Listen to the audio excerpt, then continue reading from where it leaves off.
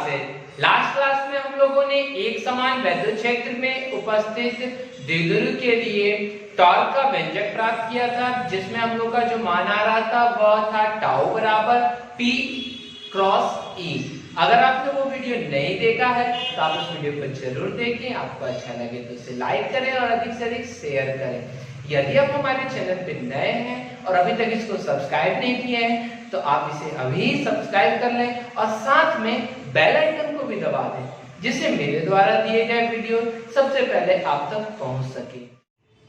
आज का जो हमारा टॉपिक है वो बहुत ही इंपॉर्टेंट टॉपिक है, जिसका नाम है संतत आवेश वितरण, कंटिन्यूअस चार्ज डिस्ट्रीब्यूशन। ये हम लोग का एनसीईआरटी में संतत आवेश वितरण नाम से ही दे रखा है। बट अगर हम यहाँ देखें तो आवेश का वितरण दो प्रकार से हो सकता है, तो हम लोग दोनों प्रकार को अध्ययन करेंगे। तो ये बहुत इंपॉर्टेंट टॉपिक है, इसलिए आप इसमें वीवीआई का मार्क कर लेंगे। तो संतत आवेश वितरण में आवेश वितरण दो प्रकार का हो सकता है, पहला असंतत, दूसरा संतत। तो मैं यहाँ पर दोनों को डिफाइन कर रहा हूँ, परंतु आपके एनसीईआरटी में केवल संतत को ही डिफाइन किया गया, असंतत को नहीं किया गया है। पर दोनों थोड़ा सा इसके बारे में भी जान लें। अभी आपने पीछे पढ़ा था, कूलॉम्स लॉ पढ़ा था, या आपने वो अध्यारोपण का सिद्धांत पढ़ा था, जिसमें आपने देखा था कि कई सारे आवेश, एक से अधिक आवेश एक दूसरे से दूर स्थित होकर के कुछ ना कुछ बल लगाते हैं। जैसे आपने कूलॉम्स लॉ का पढ़ा था, जिसमें एक आवेश यहाँ पर Q1 है तो Q2, Q3, Q4, Q5, Qn, है ना। ऐसे आपने देखा था कि वो दूर स्थित होकर के उस पर बल लगा रहे हैं। ये बल के लिए आप लोगों ने जो व्यंजक प्राप्त किया था कूलॉम्स लॉ का, आपने क्या पढ़ा था, अध्यारोपण के सिद्धांत के आधार पर सभी को आपस में क्या करा था, जोड़ा था। यहाँ जो हमारा आवेश का जो वितरण था, यह आवेश का वितरण क्या था, जिसमें एक आवेश दूसरे आवेश से कुछ दूरी पर स्थित थे। कुछ दूरी मतलब इनके बीच की दूरी जो थी वह थोड़ी सी ज्यादा थी, और इनकी जो वितरण था वह समान दूरी पर नहीं था। अगर यहाँ से यहाँ तक की दूरी अगर r है तो यहाँ से यहाँ तक की दूरी r1, सॉरी यहाँ r1 है, ये r2 है, ये r3 है, ये r4 है, r5 है। तो ये जो दूरियां थी ये दूरियां समान नहीं थी। तो इस प्रकार का अगर जो वितरण होता है उसे हम लोग असंतत वितरण कहते हैं, जैसे कि हम लोगों ने पीछे वाले में पढ़ा था। असंतत वितरण हर एक जगह इसका काम सही ढंग से नहीं हो पाता है, इसलिए हमें आवेश के संतत वितरण की आवश्यकता होती है। अब आप बोलिएगा संतत वितरण क्या है, तो संतत वितरण वह वितरण है जिसमें आवेश जो होंगे वह एक क्रम में सजे होते हैं, एक क्रम में सजे होते हैं, और दो आवेश, जैसे कि मान लीजिए एक क्रम है, एक क्रम में सजे होते हैं, और दो आवेश के जो बीच की दूरी होती है यह दूरी बिल्कुल कम होती है, मतलब नगण्य होती है, मतलब 0 के बराबर होती है। मतलब ये आवेश एक दूसरे से बिल्कुल क्या होते हैं, सटे होते हैं। इस प्रकार का जो वितरण होता है उस वितरण को हम लोग क्या कहते हैं, संतत आवेश वितरण कहते हैं। तो हम लोग को आगे के जो टॉपिक है उसमें हम लोग असंतत आवेश वितरण को नहीं पढ़ेंगे, हम लोग इसको पढ़ेंगे, संतत आवेश वितरण को पढ़ेंगे। क्योंकि अब जो आगे आप पढ़ेंगे, जैसे कि विभव का व्यंजक प्राप्त करेंगे या गॉस का प्रमेय पढ़ेंगे, तो इसमें जो आवेश का जो प्रवाह होगा या आवेश का जो वितरण होगा वह किस प्रकार का देखने के लिए मिलेगा, संतत आवेश वितरण होगा, अर्थात कंटिन्यूअस चार्ज डिस्ट्रीब्यूशन। मतलब एक चार्ज के बाद दूसरा चार्ज होगा, फिर तीसरा, चौथा, पांचवा, छठा, मतलब कि एक दूसरे को बिल्कुल क्षैतिज रूप में चाहे पृष्ठ रूप में किसी रूप में वितरित होंगे और एक के बाद एक एक करके आते रहेंगे। तो अब जो हमारा जो मेन टॉपिक है वो संतत है।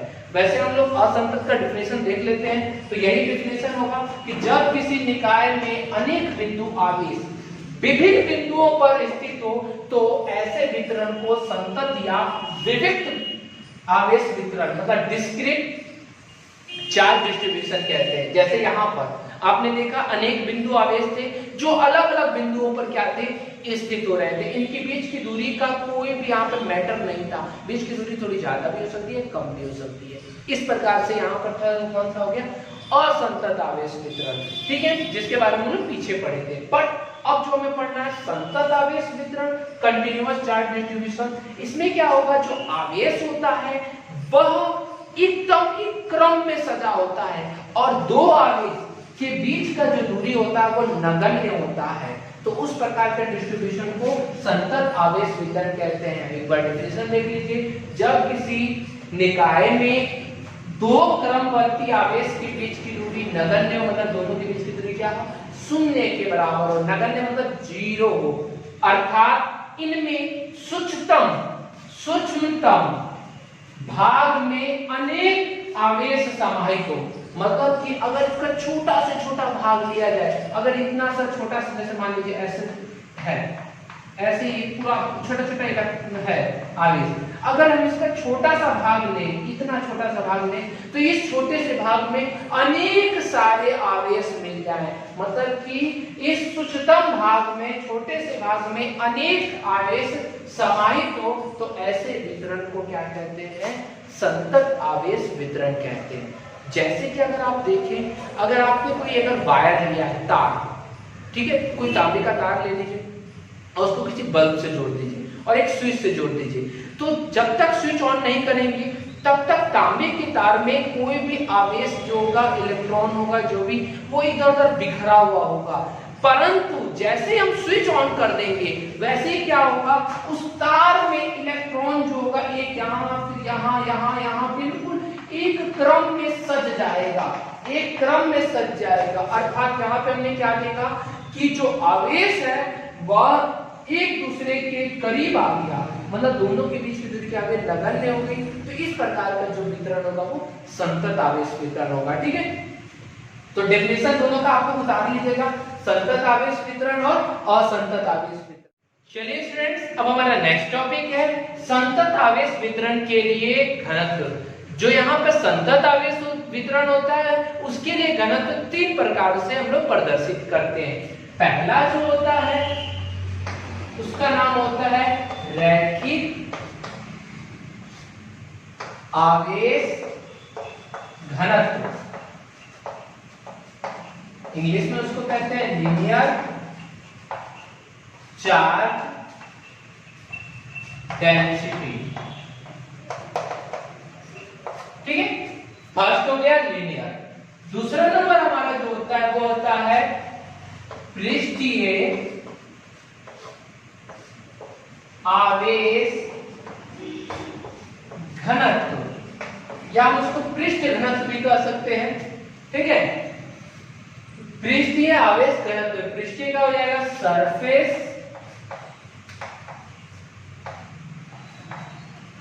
चार्ज डेंसिटी, ठीक है। नेक्स्ट हमारा थर्ड जो है वो होता है आयतन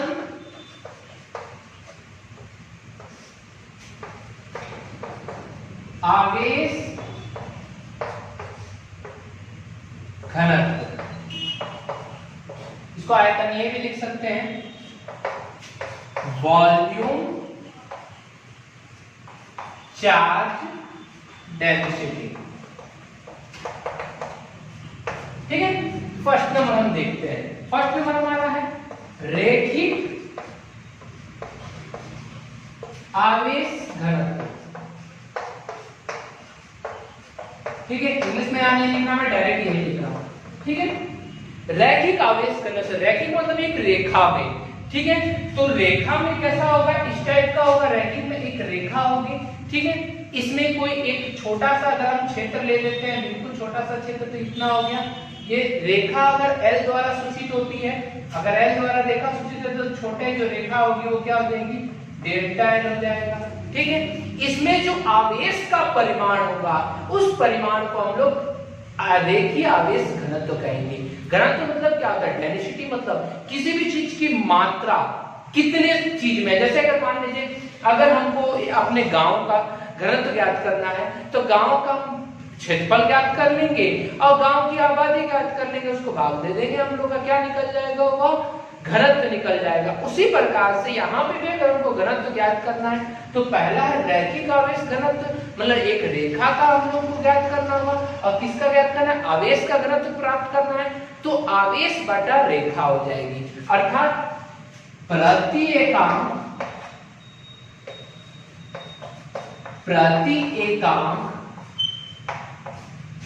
लंबाई में आवेश के परिमाण को, प्रति एकांक लंबाई में आवेश के परिमाण को रैखिक आवेश घनत्व कहते हैं।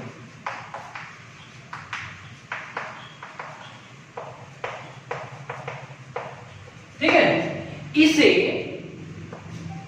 लैम्डा द्वारा, लैम्डा लिखने आता होगा आप लोग को, ये लैम्डा मैं आपको याद रखने के लिए आपको लैम्डा बगल में लिख देता हूं। इसे लैम्डा द्वारा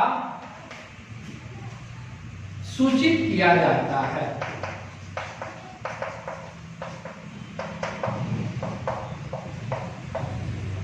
ठीक है, अर्थात रैखिक आवेश घनत्व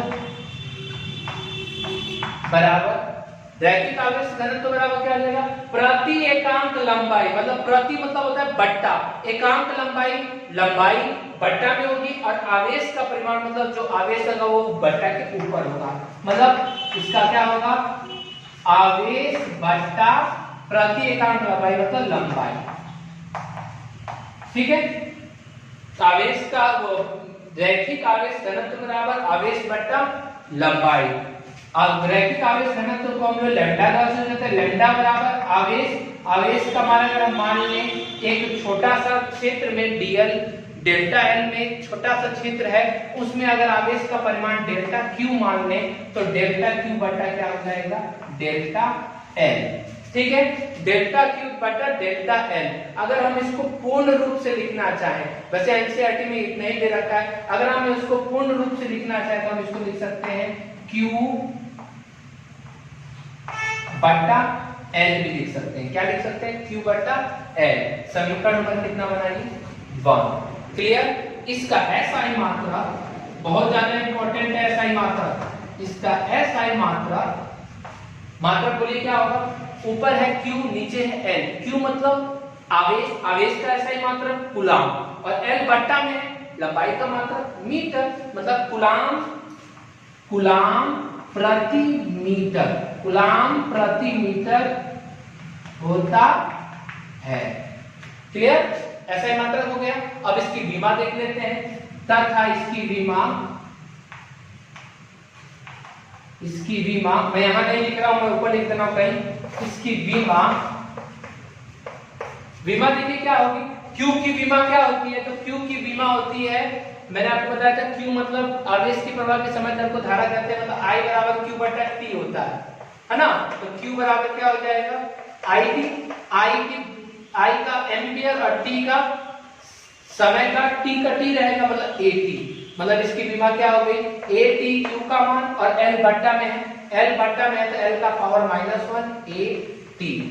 विमा आपको नहीं समझ में आ रहा होगा, कोई बात नहीं है, विमा के लिए मैं अलग से वीडियो बनाऊंगा जिसमें सारे 12 और 11 में जितने भी विमा रहेंगे सारे के लिए स्पेशल वीडियो बनाऊंगा जिसमें आप लोग विमा अच्छी तरह से सीख जाएंगे।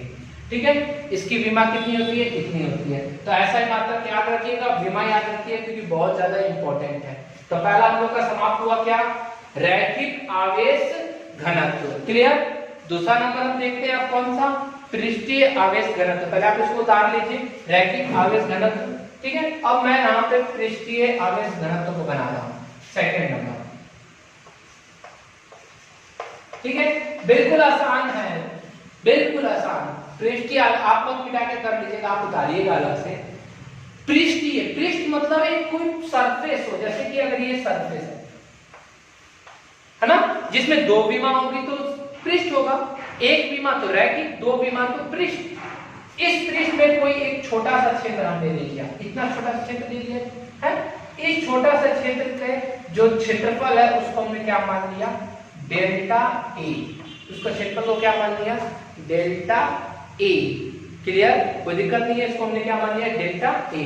तो क्या होगा इसकी परिभाषा, प्रति एकांक क्षेत्रफल, प्रति एकांक क्षेत्रफल, क्योंकि ये पृष्ठ है तो पृष्ठ में क्या होगा, क्षेत्रफल होगा। तो प्रति एकांक क्षेत्रफल में आवेश के परिमाण को रैखिक नहीं कहेंगे, इसको क्या कहेंगे, पृष्ठीय आवेश घनत्व कहते हैं। इसे लैम्डा नहीं, इसे किसके द्वारा, सिग्मा द्वारा, इसको क्या कहते हैं, सिग्मा, क्या पढ़ते हैं इसको, सिग्मा द्वारा सूचित किया जाता है। अर्थात पृष्ठीय आवेश घनत्व बराबर आवेश बट्टा लंबाई नहीं होगा, लंबाई की जगह क्या होगा, क्षेत्रफल, आवेश बट्टा क्षेत्रफल। क्लियर, पृष्ठीय आवेश घनत्व का सूचित किससे किया जाता है, तो उसको सूचित किया जाता है किससे, सिग्मा से। तो सिग्मा बराबर क्या हो जाएगा, आवेश का मान डेल्टा क्यू बटा क्षेत्रफल का मान क्या होता है, तो क्षेत्रफल का मान ए होता है, तो डेल्टा ए। क्लियर, अगर आप इसको अदर तरीके से लिखना चाहते हैं तो डेल्टा को हटा के लिखेंगे तो क्यू बटा क्या हो जाएगा, ए। क्यू बड़ा भी लिख सकते हैं, छोटा भी लिख सकते हैं, कोई बात नहीं है। तो क्यू बटा ए आपका किसका मान हो गया, सिग्मा का मान, ये हो गया समीकरण नंबर 2। अब बात आती है इसका एसआई मात्रा क्या होता है, तो एसआई मात्रा क्या होगा, क्यू का कूलम, ए का, ए मतलब क्षेत्रफल, क्षेत्रफल मतलब क्या होता है, भुजा स्क्वायर मतलब मीटर स्क्वायर, क्षेत्रफल का मात्रा क्या होता है, मीटर स्क्वायर। तो इसका क्या हो जाएगा, इसका एसआई मात्रा कूलम बटा मीटर स्क्वायर होता है। क्लियर, अब इसकी बात आती है विमा की, तो इसका विमा क्या होगा, तो इसकी विमा होगी एल, एल यहाँ बट्टा में 2 बार होगा, ए स्क्वायर, ए है तो माइनस का क्या हो जाएगा 2, मतलब इसकी विमा एल माइनस 2 80 होती है। मतलब पृष्ठीय घनत्व तो समझ में आया आप लोग को, क्या होगा पृष्ठीय घनत्व, तो प्रति एकांक क्षेत्रफल में आवेश के परिमाण को पृष्ठीय आवेश घनत्व कहते हैं। इसे सिग्मा द्वारा सूचित किया जाता है, अर्थात पृष्ठीय आवेश घनत्व बराबर आवेश बटा क्षेत्रफल, सिग्मा बराबर सिग्मा बराबर डेल्टा क्यू बटा डेल्टा ए बराबर क्यू बटा ए, समीकरण नंबर 2। इसका ऐसा ही मतलब सी मतलब कूलम प्रति मीटर स्क्वायर, कूलम प्रति मीटर स्क्वायर होता है, या इसकी विमा n - 2 t AT होती है।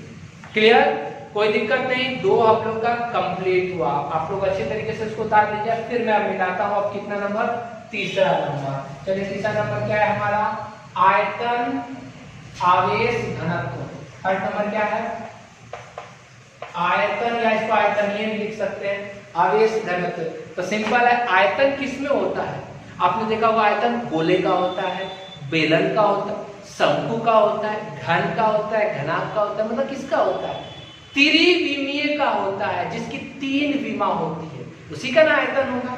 तो आयतन उसी का होगा जिसकी 3 विमा होगी। चलिए 3 विमा वाला कोई चीज बना लेते हैं, कोई चीज बना लीजिए। एक ऐसा मैंने बना दिया, ये लीजिए 3 विमा वाला कोई पत्थर टाइप का मैंने चीज बना दिया, ठीक है। इसकी विमा कितनी है, 3 है। जैसे मान लीजिए इसकी 3 विमा, यही मान लीजिए मैंने बना दिया। अब इसका हमको क्या करते हैं, घनत्व ज्ञात करना है। तो घनत्व ज्ञात करने इसका एक छोटा सा क्षेत्र ले लेंगे, जैसे मैंने इसका एक छोटा सा क्षेत्र यहाँ ले लिया, जितना भी बड़ा ले लेंगे। अब ये छोटा क्षेत्र को हम किससे सूचित करेंगे, तो एक छोटा सा क्षेत्र अगर किसी भी आयतन वाले पार्ट का लिया जाता है, त्रिविमीय का लिया जाता है, तो वो आयतन ही होगा, मतलब डेल्टा क्या होगा, भी होगा। तो डेल्टा भी वाला से बनाते हैं इसको, तो हिंदी क्या बनेगा, प्रति एकांक आयतन में आवेश के परिमाण को आयतन आवेश घनत्व कहते हैं। अब बोलिएगा इसे किससे सूचित किया जाता है, तो इसके लिए थर्ड एक और चीज है, बहुत इंपॉर्टेंट चीज है। इसे, ये वाला चीज इसमें मत ऐड कर देना, विमा उसके नीचे लिखा जाएगा। इसे रो पी की तरह ही होता है। अभी आपको कभी रो मैंने पढ़ाया है, हाँ केमिस्ट्री में आपको मैंने पढ़ाया है रो, याद कीजिएगा, आपको मैंने केमिस्ट्री के, रो पी की तरह ही होता है। अभी आपको कभी रो मैंने पढ़ाया है, हाँ केमिस्ट्री में आपको मैंने पढ़ाया है रो, याद कीजिएगा, आपको मैंने केमिस्ट्री के, रो पी की तरह ही होता है। अभी आपको कभी रो मैंने पढ़ाया है, हाँ केमिस्ट्री में आपको मैंने पढ़ाया है रो, याद कीजिएगा, आपको मैंने केमिस्ट्री के तीसरे चैप्टर में पढ़ाया है रो, प्रतिरोधकता जब पढ़ा रहा था तो उसमें रो आपको पढ़ाया था। तो ये क्या है, रो है, रो, परंतु उसको इंग्लिश में लिखा जाएगा तो RHO होता है, RHO होता है, ठीक है। तो मैं डाल देगा इसको मैं, तो रो P की तरह ही होता है, परंतु थोड़ा सा P से इसका डंडा छोटा होता है, ये बड़ा होता है, ठीक है। रो क्लियर है, इसे रो द्वारा सूचित किया जाता है, अर्थात आयतन आवेश घनत्व बराबर आवेश बट्टा क्या हो जाएगा, यहाँ समझदार है आप लोग, बना सकते हैं, क्या होगा यहाँ आयतन होगा, ठीक है। तो अर्थात किसका आयतन का क्या होता है, तो आयतन वाले का मैंने देखा रो बराबर आवेश का डेल्टा क्यू, आयतन का डेल्टा V बराबर Q बट्टा V। समीकरण नंबर कितना हो गया, ये 3 हो गया, क्लियर। नेक्स्ट इसका SI मात्रा क्या होगा, तो Q का कूलाम और V का मीटर क्यूब, क्लियर होता है। अब इसकी बीमा बता दीजिए, तो क्यूब है तो यहाँ पर L पे माइनस का 3 आ जाएगा, क्या आ जाएगा माइनस का 3, अर्थात आवेश का आयतन घनत्व इतना होता, क्लियर। तो तीनों हम लोगों ने देख लिया अच्छी तरीके से, और इसका याद रखिएगा आयतन, उसका फॉर्मूला याद रखिएगा और साथ साथ में इसकी मात्रा का विमा याद रखिएगा, ठीक है। मैं आपको यहाँ पे एक होमवर्क दे रहा हूँ जिसमें आप लोग को क्या करना है, ये घनत्व है, इस जैसे ये आपने मैं मिटा दे रहा हूँ, आप लोग उतार लिए होंगे, स्क्रीनशॉट ले लीजिए इसका, ठीक है। अब मैं होमवर्क जो है वो दे रहा हूँ,